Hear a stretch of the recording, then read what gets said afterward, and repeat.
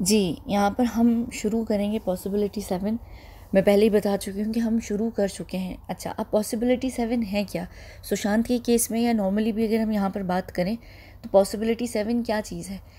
अब ये एक वो चीज़ है जिसका डायरेक्ट जो संबंध है वो इस जगह से जाकर बनता है, लेकिन ये खुद अपने आप में एक ग्रुप है, एक कल्ट ग्रुप है।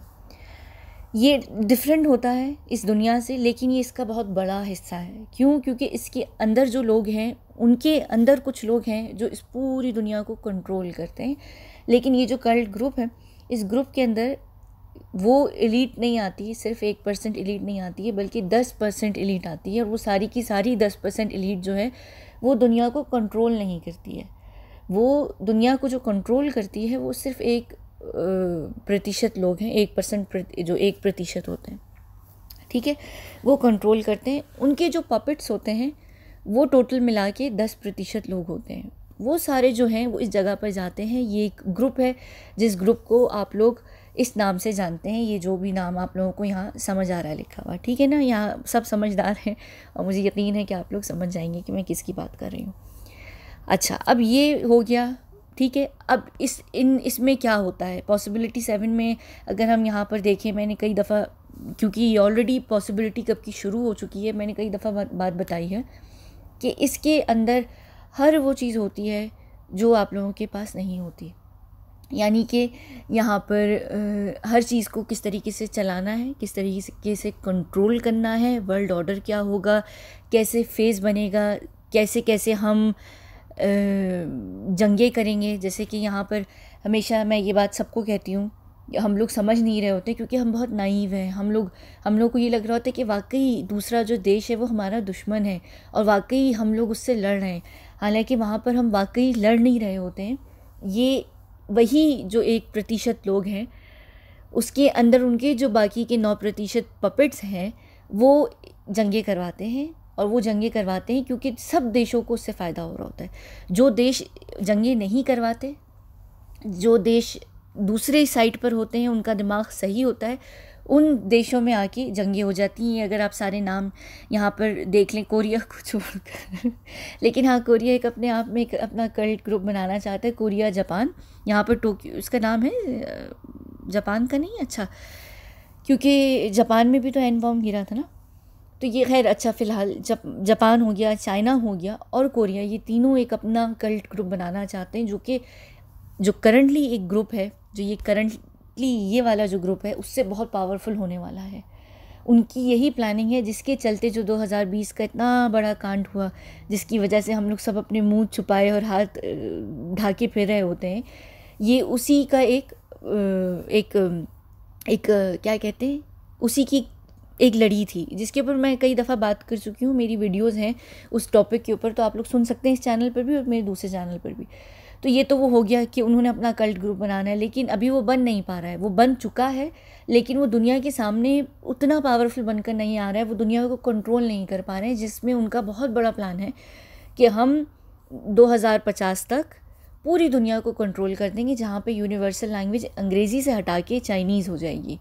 ये उनका एक पूरा प्लानिंग है, ये एक पूरा फेज़ है। अब यहाँ पर जंग है 2 कल्ट ग्रुप्स की, एक उनकी वाली और एक ये जो भी करंट ग्रुप है, ठीक है। इस सारी जंगों के बीच में कौन पिलता है, कौन पिसता है? हम लोग पिसते हैं। हम लोग इतने अच्छे तरीके से पिसते हैं कि हमें पता ही नहीं चलता कि हम पिस रहे हैं। और हम इतने अंधे हो चुके हैं कि हम जब भी कोई हमारे पास आके सच बोलता है या हमें सच बताने की कोशिश करता है, हम उसको क्या कहते हैं कि तू सबसे बड़ा झूठा है, या तुम फिक्शन सुना रहे हो, या तुम कहानियाँ सुना रहे हो, या नहीं, ऐसा तो हो ही नहीं सकता, क्योंकि हम एक अपनी एक दुनिया में रहते हैं। हम एक ऐसे बॉक्स के अंदर रहते हैं जहाँ से हम अगर निकलेंगे ना तो हमें सच पता चलना शुरू हो जाएगा और हमारा जो इल्यूजन है वो ख़त्म हो जाएगा। वहीं पर आके जब हम ये रियलाइज़ नहीं करते कि हम लोग कितनी बड़ी ताकत हैं, तो हम भेड़ बकरी इनके हाथों बनकर कुर्बान होना शुरू हो जाते हैं। अगर हम ये रियलाइज़ करना शुरू हो जाएं कि हमारी अपनी कितनी बड़ी ताकत है, तो हम इन सब जैसे लोगों को बहुत आसानी से गिरा सकते हैं। मुझे हमेशा लोग पूछते हैं कि आप बताएं कि हम सुशांत को कैसे हेल्प कर सकते हैं अगर वो ज़िंदा है। मुझे हमेशा हर कोई पूछता है, लेकिन आप लोग खुद सोचिए कि आप लोग वाकई हेल्प करने के लिए तैयार हैं। मैंने कई ज़िंदगी में अपनी मेरी जितनी भी ज़िंदगी है मैंने उसमें कई लोगों को मूवमेंट चलाते देखा है, मैंने लोगों को उठते देखा है, लेकिन वो एक जोश होता है, एक समय तक के लिए होता है और उसके बाद सब बैठ जाते हैं। जहाँ पर करने की बात आती है ना, वहाँ पर सब पीछे होना शुरू हो जाते हैं। क्यों? क्योंकि सच का रास्ता और सच पे जाने के लिए ना आपको एक बहुत मेहनत करनी पड़ती है, उसमें कई नुकसान होते हैं, कई चीज़ों की कई जाने जाती हैं, बहुत कुछ होता है। और मैं हमेशा ये सवाल आप लोगों को कहती हूँ कि एक इंसान के न्याय के लिए आप लोग लड़ना चाहते हैं, उसमें सब कुछ खोना चाहते हैं, और या फिर सब लोगों के न्याय के लिए आप लोग लड़ना चाहते हैं। ये दो अलग चीज़ें हैं। हम यहाँ पर एक इंसान की बात कर रहे हैं ना इस वक्त, एक इंसान की न्याय, कि हमें उसको न्याय दिलाना है, लेकिन कहीं उसको न्याय दिलाने के चक्कर में ये ना हो कि हम सब अपने आप को खोना शुरू कर दें, और हम सबके न्याय के लिए फिर कौन लड़ेगा। या फिर एक ये चीज़ आप सोच लीजिए कि आपको सबकी पूरी दुनिया के न्याय के लिए लड़ना है, वो सारे लोगों के लिए लड़ना है जो यहाँ पर अभी फंसे हुए हैं, जो यहाँ से निकल ही नहीं सकते किसी भी तरीके से, कोई पॉसिबिलिटी नहीं है निकलने की, कुछ भी नहीं है। हाँ, यहाँ पर आने से रोका ज़रूर जा सकता है लोगों को। अब यहाँ पर क्या क्या होता है, ठीक है, एक तो ये मैंने आपको बता दिया ना कि हमें सब लोग कंट्रोल कर रहे हैं। ये जो सारी गवर्नमेंट्स हैं, ये प्रेसिडेंट्स, में हमेशा नहीं कहती कि कोई भी देश हो, चाहे मुस्लिम हो, नॉन मुस्लिम हो, क्रिश्चियन हो, नॉन क्रिश्चियन हो, हिंदू नॉन हिंदू, कोई भी देश हो, उस देश में जो उनकी गवर्नमेंट होती है, जो सेंट्रल गवर्नमेंट होती है, जब मैं इंडिया की भी सेंट्रल गवर्नमेंट पे बात करती हूँ, आप में से कुछ भक्त हैं जो बहुत बुरा मान जाते हैं। आप लोग ये कहते हैं कि देखो ये हमारे देश की नहीं है, लेकिन हमारे देश की गवर्नमेंट पे उंगली उठाती है। मैं पूरी दुनिया की गवर्नमेंट पे उंगली उठाती हूँ, किसी एक की गवर्नमेंट के ऊपर नहीं। मुझे सबसे ही प्रॉब्लम है। क्यों? क्योंकि ये सारे लोग कौन हैं? ये सारे लोग पपेट हैं किनके? जिनके लिए हम काम करते हैं, जिनके लिए हम, ये जो पॉसिबिलिटी 7 वाले लोग हैं, यहाँ पर हम लोग जो काम करते हैं, हम लोग यहाँ पर फंसे हुए हैं। आपको उठाकर लाया जाता है, आपको पता नहीं चलता और आप फंस जाते हैं। आप फंस जाते हैं, आप वहाँ से निकल ही नहीं सकते, क्योंकि वहाँ से निकलने का कोई चारा ही नहीं है, कोई रास्ता ही नहीं है। अनलेस के खुदा कुछ मुआवजा कर दे या कोई ऐसी चीज़ हो जाए, या पता नहीं, अगर हम वाकई एक टाइम पर एक हो जाएं तो शायद, लेकिन ये एक होना भी आसान नहीं है। क्यों? ये अब यहाँ पर बात आ जाती है एक्सपेरिमेंट्स की। किस तरीके से कि एक्सपेरिमेंट्स में हमें ट्रेन किया जाता है, हमें इस तरीके से बनाया जाता है कि अगर कल को आप लोग इकट्ठे होके एक होके उठते भी हैं ना, तो क्या होगा? आप लोगों को उड़ा दिया जाएगा। किस चीज़ से? एन बॉम्ब से, रेडिएशन से।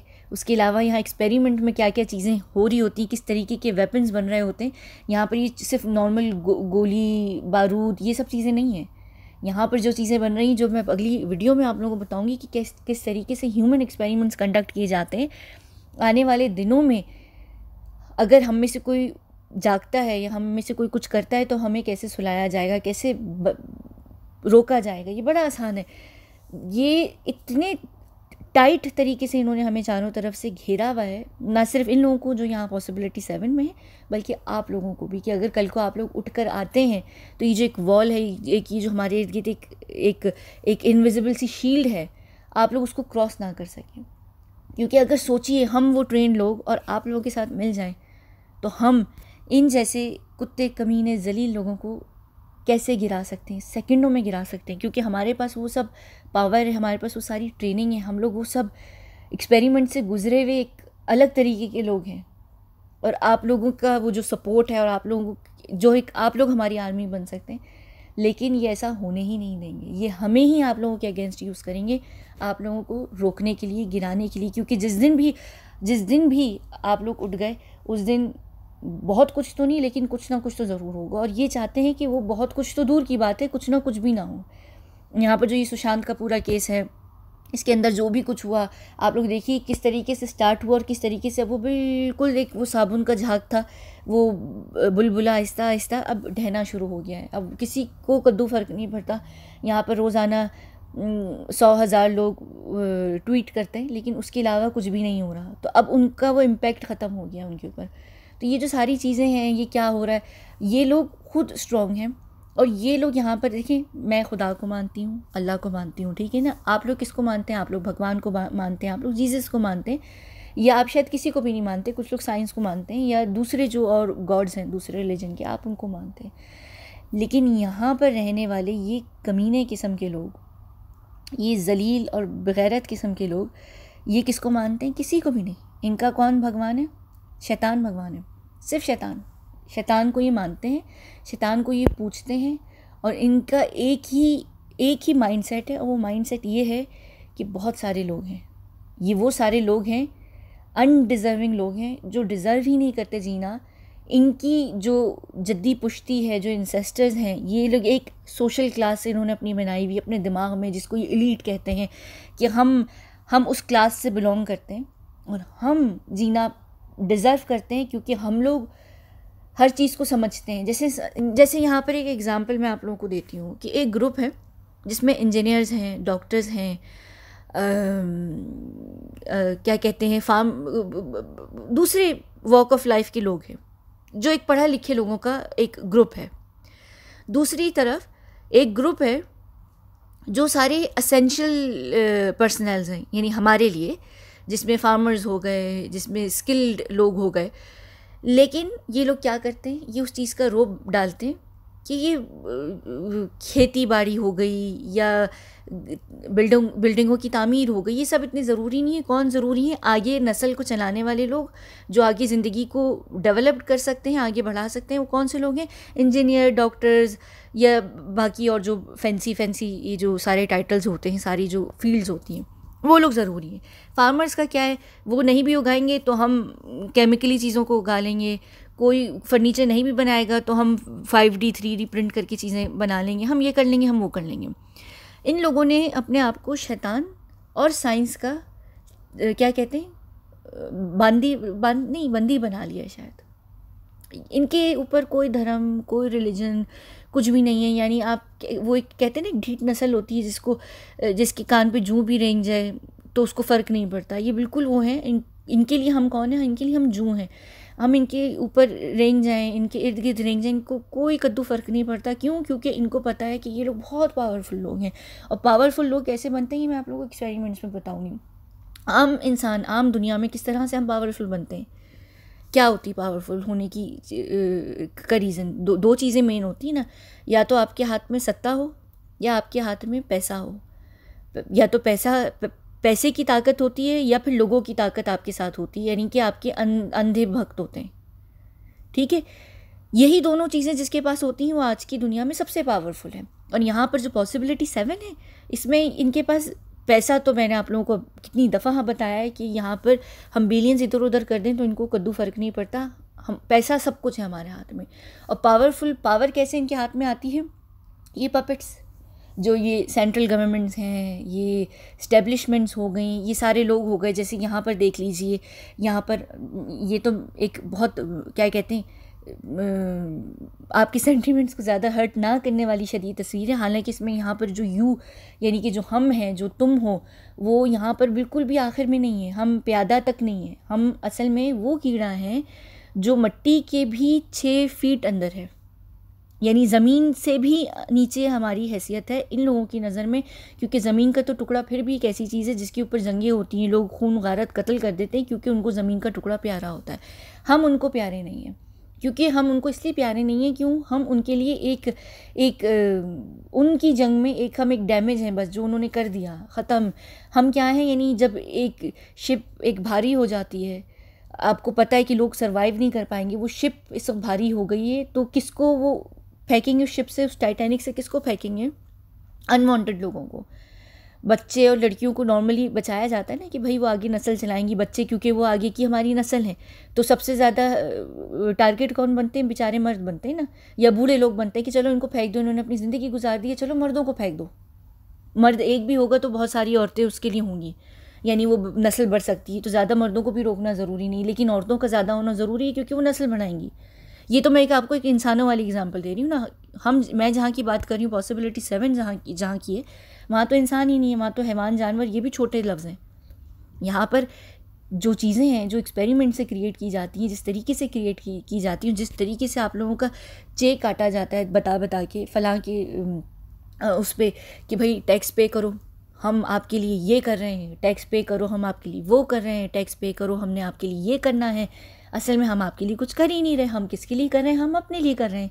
हम अपने लिए कर रहे हैं, और हम अपने लिए करके उसके बाद उसी पैसे से, जिसके लिए हमने अपने लिए सब कुछ किया है, उसी पैसे से जो हमने सब चीज़ें बनाई हैं आप ही को मानने के लिए, आपके लिए हम क्या कर रहे हैं, हम आपके लिए हथियार बना रहे हैं। और वो हथियार ये नॉर्मल गोला बारूद बंदूक ये सब चीज़ें नहीं हैं, ये किसी और तरीके की चीज़ें, ये ऐसी चीज़ें कि जिससे एक आम इंसान लड़ भी नहीं सकता, भिड़ भी नहीं सकता, दूर की बात है।